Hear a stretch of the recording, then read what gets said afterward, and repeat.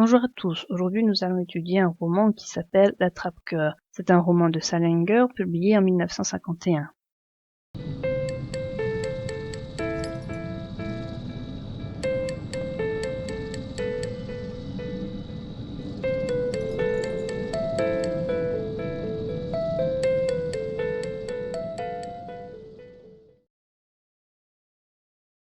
Il y a plusieurs personnages principaux. Tout d'abord, il y a Holden Caulfield, qui est le héros du roman, et c'est lui qui nous raconte l'histoire.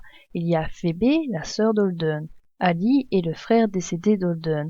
Il y a aussi Hackley et Stradlater, qui sont deux voisins d'Holden à l'internat.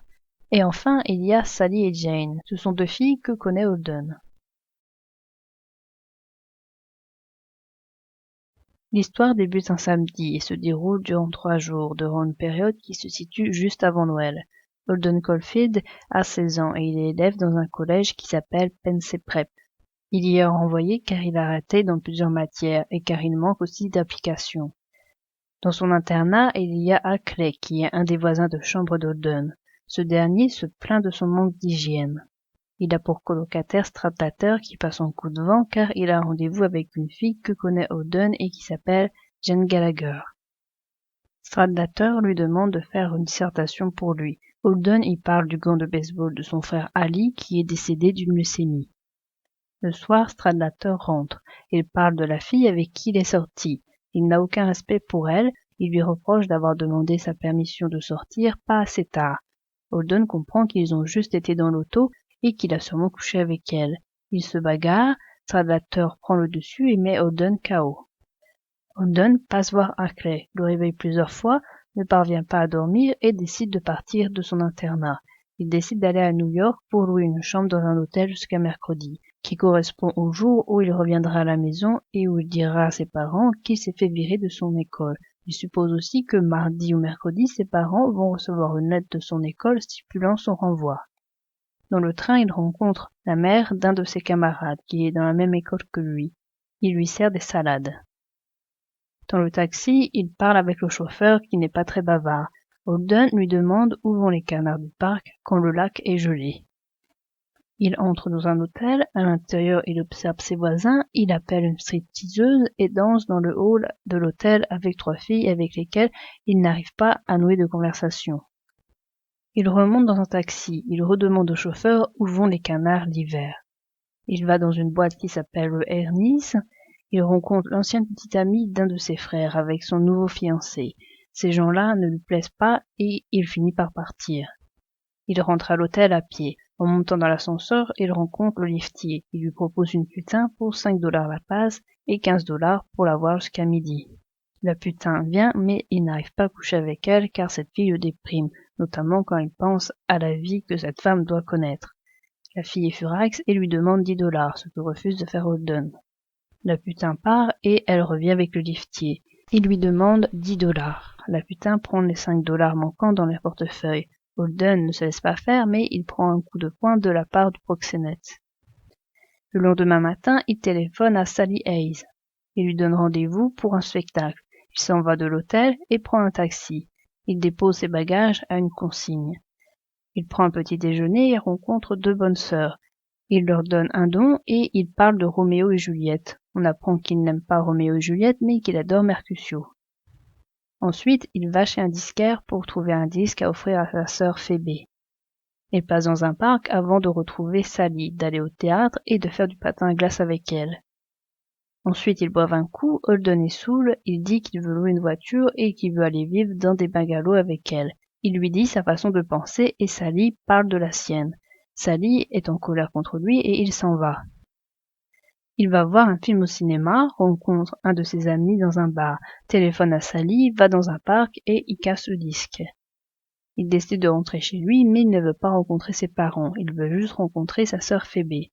Il la réveille et ils parlent ensemble. Elle lui demande ce qu'il aime. Il lui répond son frère qui est mort et le fait d'être avec elle à bavarder. Elle lui demande ce qu'il veut être plus tard. Il ne trouve pas. Il dit qu'il s'imagine être un attrape-cœur. Quand un enfant s'approche trop d'une falaise, il le rattrape. Ses parents reviennent de leur sortie. Holden se cache, Phoebe lui donne ses sous de Noël, puis il décide d'aller chez monsieur Antolini, un de ses anciens professeurs, jusqu'à mardi soir.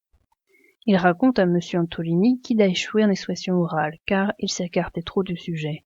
M. Antolini lui dit qu'il va vers un échec, mais qu'il ne sait pas encore lequel. Il lui dit qu'un jour il faudra qu'il décide où il veut aller. Il lui dit qu'étudier lui permettra de rencontrer d'autres personnes avec les mêmes troubles que lui, et que lui-même pourra dire ses troubles. Il lui dit que les individus instruits arrivent mieux à laisser des témoignages plus profonds que ceux qui ne le font pas. Il lui dit que les études à l'université aideront à mieux former son esprit. Holden se met enfin à dormir, et il se réveille avec la main de M. Antolini sur la tête. Il décide de partir de chez son prof. Il retourne à la gare et continue sa nuit. Ensuite, il se balade en ville et il va à l'école de sa sœur. Il lui laisse un mot et lui donne rendez-vous au musée d'art. Sur place, il voit sa sœur qui est venue avec sa valise. Elle veut venir avec lui. Ils vont au zoo et elle fait un tour de manège. Il rentre à la maison et tombe malade. Il est envoyé en psychiatrie. Un psychanalyste lui demande ce qu'il a prévu pour son avenir.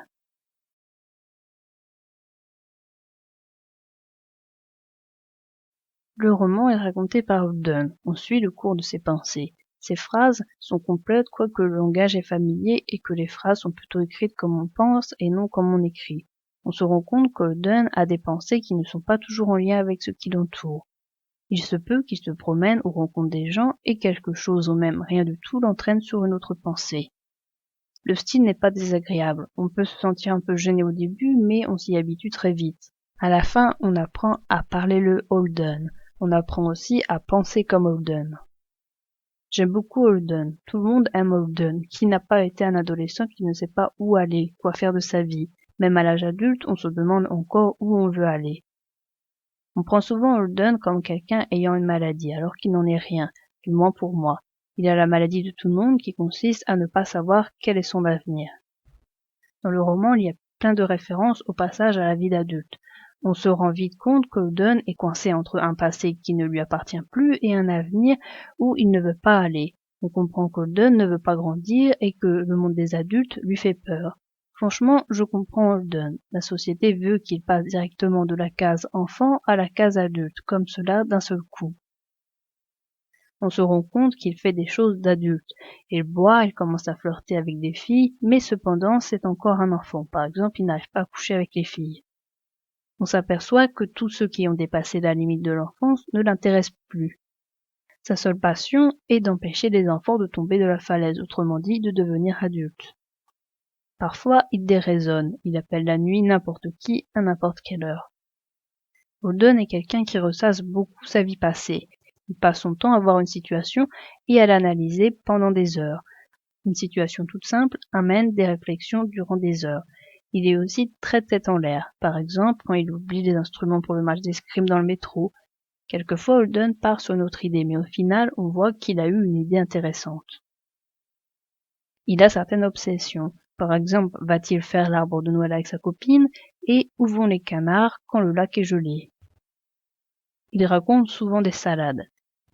Il fait souvent des portraits pas très élogieux des autres. Les deux seuls qui semblent parfaits, c'est sa sœur et son frère Ali qui est mort. Tous les autres ont des défauts, mais pourtant on ne peut pas avoir un avis négatif sur Holden. On se rend compte qu'il dit souvent du mal des gens, mais que ce n'est pas pour ça qu'il les déteste pour autant. Quelques-uns même lui manquent. Vaut-il pas mieux avoir une vision réaliste des gens plutôt que d'en faire des portraits élogieux, en faire des gens parfaits? Qui ne trouve pas dégueulasse son voisin de chambre à clé? Qui n'a pas détesté l'autre voisin stradlateur qui sort avec plein de filles, qui passe de l'une à l'autre et n'en respecte aucune? Holden n'est pas quelqu'un d'égoïste, il pense au contraire beaucoup aux autres. On voit rarement des faits ou des idées sur sa propre personne. Il pense toujours aux autres, aux souvenirs qu'il en a, aux personnes qu'il a en face de lui, ou alors un objet lui fait repenser à une personne en face de lui mais dans un temps passé. Il pense aussi beaucoup aux sentiments des autres. Il y a par exemple l'épisode des valises, où Holden cache ses valises car il comprend que son voisin de chambre a un complexe d'infériorité à cause de ses valises bon marché qui font tache à côté de ses valises haut de gamme. Il ne fait même pas assez attention à lui. Par exemple, on lui vole souvent ses affaires. Finalement, dans chaque individu, même s'il voit beaucoup de défauts, il trouvera quand même certaines qualités. À force de trop dire tout ce qu'il pense, toutes ses relations avec les autres échouent. Il se bat avec son voisin de chambre car ils ont des idées différentes sur les filles. Il dit la vérité à la fille qui fait du patin à glace avec lui et elle lui demande de partir. Ou alors c'est lui qui part car il est dégoûté de la personne ou parce qu'il en a peur. Par exemple, il y a ses deux professeurs et l'ex-petite amie de son frère et son nouveau fiancé. La seule personne qui décide de le suivre, c'est sa sœur.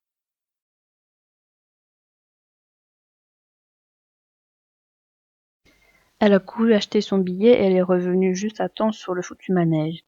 Puis elle a fait tout le tour pour retrouver son cheval. Elle est montée, elle a agité la main vers moi et j'ai agité la main. Ouah, ça s'est mis à pleuvoir, à seau, je vous jure. Les parents, les mères, tout le monde est allé s'abriter sous le toit du manège pour ne pas être trempé jusqu'aux os. Mais moi, je suis restée un moment sur le banc. J'étais vachement mouillée, spécialement dans le cou, et puis mon pantalon. Ma casquette, c'était pas mal comme protection, mais quand même, j'étais traversée. Je m'en foutais. Subitement, je me sentais si formidablement heureux à regarder la môme Phébé qui arrêtait pas de tourner. J'ai cru que j'allais chialer tellement j'étais heureux, si vous voulez savoir. Pourquoi? Moi je sais pas. C'était juste qu'elle était tellement mignonne et tout, à tourner sur le manège, dans son manteau bleu et tout. Bon Dieu, j'aurais vraiment aimé que vous soyez là.